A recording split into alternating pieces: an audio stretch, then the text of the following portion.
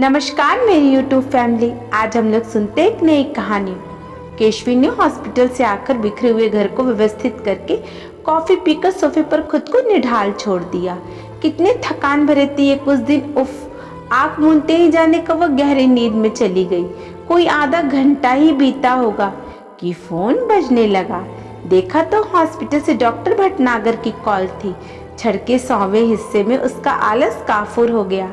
Call receive करते ही doctor की आवाज उसके कानों में पड़ी। केशवी जी, आप जल्दी से यहाँ चली आइए, आपकी माता जी के पास अब ज्यादा वक्त नहीं है। जी जी, मैं बस अभी पहुंची, कहकर उसने तुरंत अपने पति को ये सूचना दी, जो कि कई दिनों के बाद आज ऑफिस गए थे और तुरंत हॉस्पिटल के लिए निकल पड़े। आईसीयू में उसकी माँ अर्पणा आंख बंद किए हुए मूर्छित सी पड़ी थी। केशवी ने सर पर हाथ फिराया तो उनके बंद पलकों के भीतर पुतलियों में हरकत सी हुई। केशवी ने प्रश्नवाचक दृष्टि से डॉक्टर की ओर देखा तो उन्होंने निराशा से सर हिलाते हुए कहा, नब्ज डूब रही है पर ना जाने कहाँ प्राण अटके हैं। केशवी के चेहरे पर दर्द झलका और उसने बहुत ममता से माँ को पुकारा, माँ, ओ माँ, देखो पापा तुमको लेने आए हैं। ये सुनते ही अर्पणा के ओठ हिले और बंद पलकें खुल गई। आ गए तुम? बहुत देर कर दी आने में, मैं कब से तुम्हारा इंतजार कर रही थी। चलो चले। कुछ पल शून्य में एकटक निहारने के बाद एक नजर केशवी को देखकर अपर्णा की आंखें सदा सदा के लिए बंद हो गईं। अब तक केशवी के पति और कुछ जान पहचान के लोग भी हॉस्पिटल ला पहुंचे।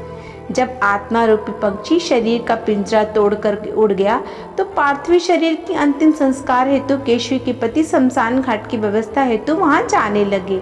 तभी केशवी ने रोक कर बोली, सुनो, 2 चिताओं का प्रबंध करवाना, तुम जानते हो ना। वो धीरे से स्वीकार की मुद्रा में सिर हिलाकर बढ़ गए। 2 चिताएं, 2 चिताएं। वहां उपस्थित लोग कानाफूसी करते हुए बड़े अचरज से केशवी को देखने लगे। हाँ, शायद आप लोगों को अजीब लगे, पर यह बात बहुत पुरानी है। यह आस्था और विश्वास की बात है। अस्पताल के वेटिंग लॉज में बैठे सब केशवी को ध्यान से सुन रहे थे। मेरे माँ पापा की लव मैरिज थी, इंटरकास्ट। माँ बंगाली और पापा ब्राह्मण, दोनों जॉब में थे। जब दोनों एक दूसरे से मिले तो उनमें प्यार हो गया, पर बंगाली लड़की और ब्राह्मण लड़का, बेहद मुश्किल था उनका मिलन। पापा के घर वाले मांस मछली खाने वाली बहू बिल्कुल भी अपनाने को राजी नहीं थे। उधर मम्मी के परिवार वाले अपने उच्च स्टेटस के कारण एक मध्यम वर्गीय घर में अपनी बेटी नहीं देना चाहते थे। कुछ पल खामोश हो गई केशवी। फिर क्या हुआ? उसकी एक सहेली स्वाति ने पूछा। ऊपर वाला जब संजोग लिख देता है तो बेशक रुकावटें आए, पर वह पूर्ण होता ही है डियर। जब माँ और पापा कहीं और शादी करने को राजी नहीं हुए तो हार कर घर वालों ने हथियार डाल दिए। पापा के घर वाले मम्मी के रूप में गुड़ में रीझ गए तो मम्मी के घर वालों ने भी पापा की काबिलियत और विनम्रता देखकर अपने उच्च स्टेटस को साइड पे रख दिया। इस तरह दोनों विवाह के बंधन में बंध गए। अच्छा तो ये था कि इन दोनों की प्रेम कहानी, अभी तो प्रेम कहानी की शुरुआत भर हुई है। अपर्णा और नील की असली प्रेम कहानी तो बाकी है। वाह, कितना रोमांटिक साउंड कर रहा है ना दोनों का नाम साथ में, अपर्णा और नील, नील और अपर्णा। लेकिन शादी ही तो सभी प्रेमियों की मंजिल होती है। I mean, कहानी का द एंड। वहाँ बैठे किसी और दोस्त ने कहा, नहीं डियर, यह प्रेम और कहानी अब एक नया मोड़ लेने वाली थी जिसे बस ऊपर वाला ही जानता था। तो बताओ ना। स्वाति की उत्सुकता जागी। शादी के बाद हंसी खुशी 5 साल बीत गए। इसी दौरान मेरा जन्म हुआ, पर ऊपर वाले को हमारी खुशियाँ मंजूर ना थी। पापा इंजीनियर थे। वो ऋषिकेश में गंगा के किसी प्रोजेक्ट पर काम कर रहे थे कि लैंडस्लाइड के कारण भारी पत्थर आ गिरा और किसी मजदूर को बचाते हुए वो चपेट में आ गए और ऑन द स्पॉट ही उनकी डेथ हो गई। केशवी ठंडी सांस लेकर बोली, उफ, इतना बड़ा सदमा, और वो भी शादी के शुरुआती दिनों में। कैसे संभाला होगा आंटी ने खुद को और तुझे, बगैर अंकल के। वो कहते हैं ना, वक्त से बड़ा कोई मरहम नहीं होता। मम्मी ने फिर से जॉब ज्वाइन की और मेरी परवरिश तो थी ही, पर क्या? मम्मी ने पापा की यादों को इस तरह सहेज कर रखा कि शायद कोई विरला ही कर सके। उन्होंने एक कमरे में पापा की कई सारी तस्वीरें दीवार पर सजाई, जिनमें आदमकद पेंटिंग भी थी। उनके कपड़े, फेवरेट चीज़ें बिल्कुल उसी तरह रखी जैसे पापा उन्हें डेली यूज़ करते थे। उस कमरे की सफाई का जिम्मा उन्होंने खुद लिया हुआ था। वो अपना फुर्सत का समय उसी कमरे में बिताती थी। वाह, ये तो कमाल है यार, ऐसा किया आंटी ने। इतना ही नहीं, वो पापा के गुजरने के बाद उन्होंने ससुराल में उसी तरह आना जाना रखा और वहाँ के हर फंक्शन में शामिल होती थी। वह सारे रिश्ते निभाती थी।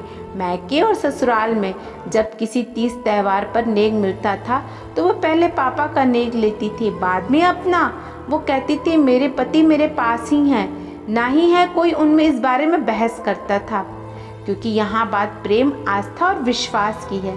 संसार से जाने के बाद कोई भी किसी से इतना गहरा प्रेम कर सकता है, ये तो वाकई अचरज का विषय है। केशवी, कभी आंटी के माता पिता उन्हें दूसरी शादी के लिए नहीं कहा? स्वाति ने पूछा। क्यों नहीं? बहुत बार कोशिश की, लेकिन मम्मी का एक ही जवाब होता था कि एक पति के होते हुए कोई औरत दूसरी शादी नहीं कर सकती। मेरे नील कहीं नहीं गए, वो हर पल मेरे साथ हैं। उनकी निशानी में उनकी छवि है और ना ही मुझे किसी के सहारे की ज़रूरत है। मैं अच्छा कमाती हूँ, अपनी बेटी को अच्छे से पाल सकती हूँ। आप लोग मुझे दोबारा शादी के लिए ना ही कहें तो बेहतर है। अच्छा ये तो बता, केशवी की आंटी उस नेक की राशि का क्या करती थी जो अंकल के लिए लेती थी? किसी और दोस्त ने पूछा। मुझे पता था तुम लोग ये सवाल ज़रूर करोगे। वो उन पैसों से सर्दियों में पापा के लिए एक कोट और एक बढ़िया स्वेटर खरीदती थी। उन्हें 2 साल तक रखकर ये बोला कि ये किसी ज़रूरतमंद को दे देती थी। और नील इन्हें बहुत पहन चुके हैं, अभी पुराने हो गए। क्या? स्वाति का मुंह हैरत से खुला रह गया। हाँ, उन्हें लगता था कि पापा उन्हें पहनते हैं।